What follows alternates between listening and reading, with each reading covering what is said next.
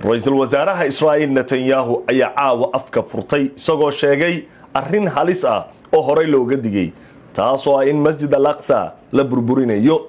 caawa waxaan idinla wadaagi doonaa war sira oo halis ah oo dhanka Israa'iil ka soo yeeray. waxaana arrinta aan si hordhaca ugu sii sheegnay barnaamijyadeeni maanta haddii aad la socotay. meeshan wax weyn baa ka socda bariga dhexe. dagaalku ka ballaaran yahay dagaal Iran, Israa'iil iyo Mareykanka. qodobada sidoo kale aanu barnaamijka idinku heenayna waxaa ka mid ah duqeynta Israa'iil gaartay iyo burburka ayaa noqday mid carab weyn gudaha Israa'iil ka dhaliyay. caawa Israa'iil waxay burburinaysaa bundooyin caana waliba bundada weyn ee ku taala gudaha dalka Lubnaan gaar ahaan koonfurta Qasmiya Bridge. waxaa amarkan bixiyay in la burburiyo wasiirka dagaalka Israa'iil. iyana waxaan kaaga hayaa macluumaad iyo muuqaal arrinta muujinaya iyo dagaalka bariga dhexe caawa in uu galay marxaladii ugu halista badnayd iyadoo isbuucii afraad la sii galayo dagaalka uu socdo.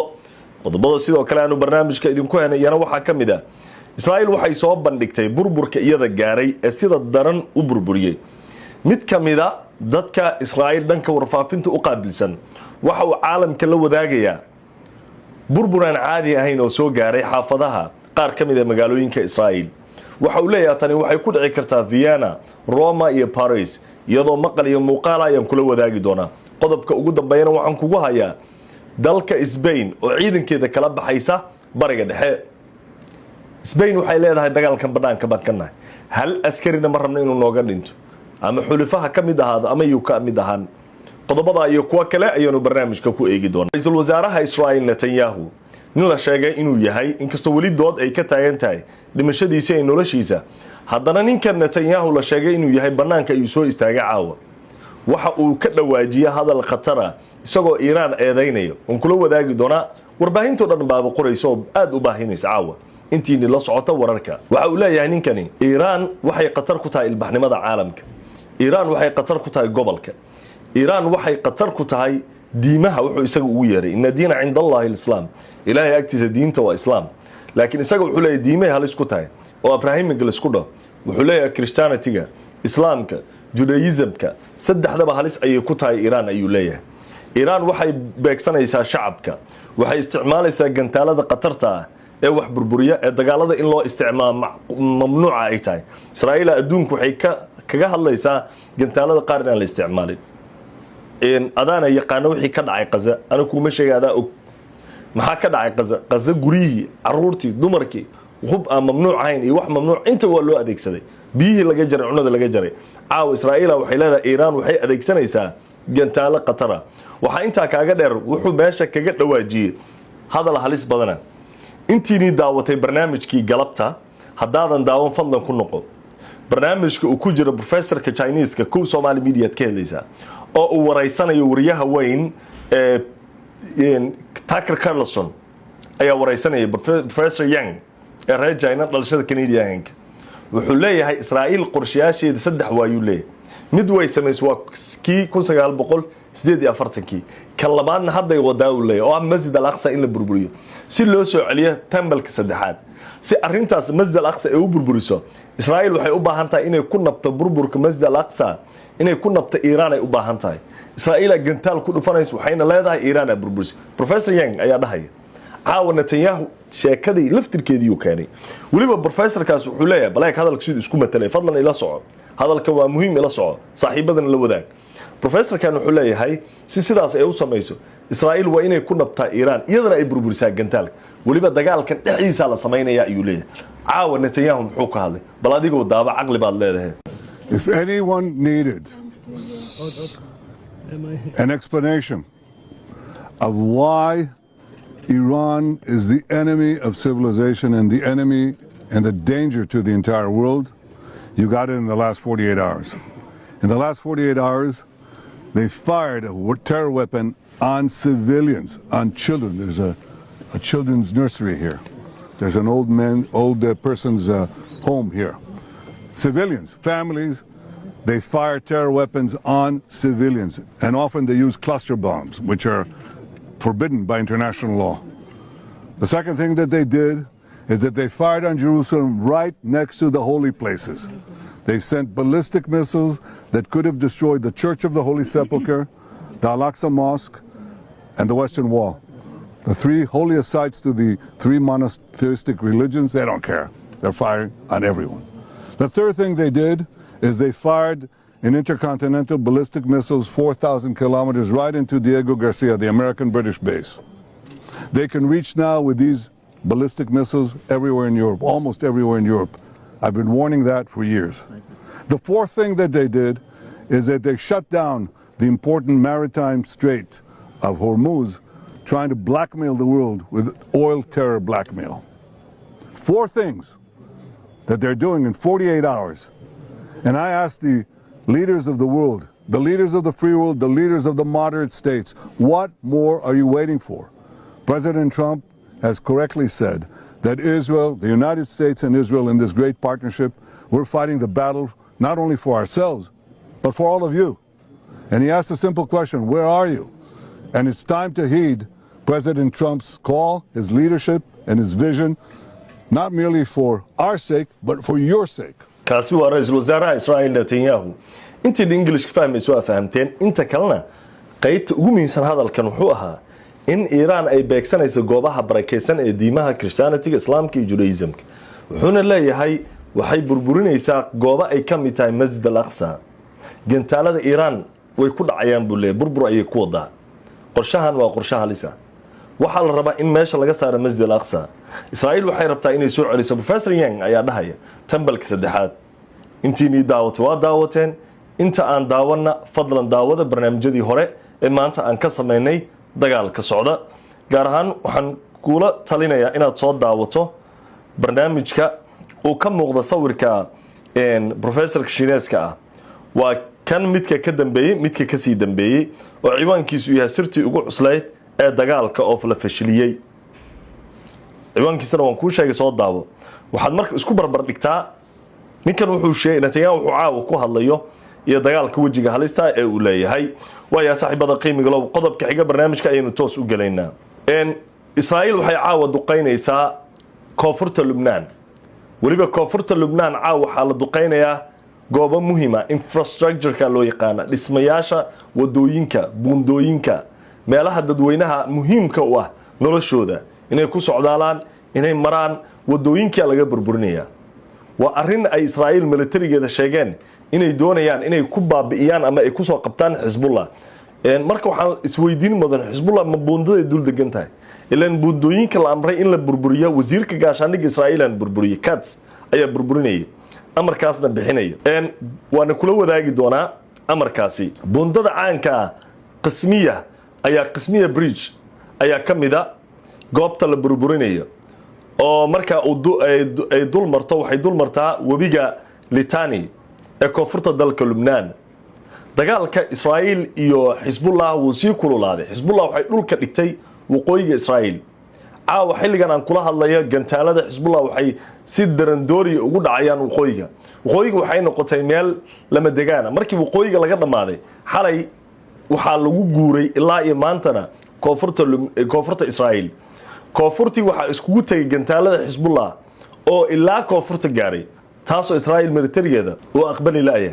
iyo sidoo kale waxaa duqeynteeda iyana ay soo gaartay Iran. Israa'iil nooc weerar iyo gantaale iyo duqeyno aan hore u soo marin ayaa taariikhdeeda haysato, taas oo muujinaysa dagaalka in uu galay marxalad halis ah. bal intaan hadalka sii wadin aan kula wadaago wasiirka dagaalka ama difaaca Israa'iil Katz oo ka hadlayo amarka uu bixiyay iyo dagaalka wajiga uu leeyahay. ראש הממשלה בנימין נתניהו ואני הורינו לצה"ל להשמיד באופן מיידי את כל הקשרים מעל לנהר הליטני שמשמשים לפעילות טרור. וזאת כדי למנוע מעבר של מחבלי חיזבאללה ונשק דרומה, ובנוסף לכך להאיץ את הרס הבתים הלבנונים בכפרי המגע כדי לסכל איומים על היישובים הישראלים בהתאם למודל בית חנון ורפיח בעזה.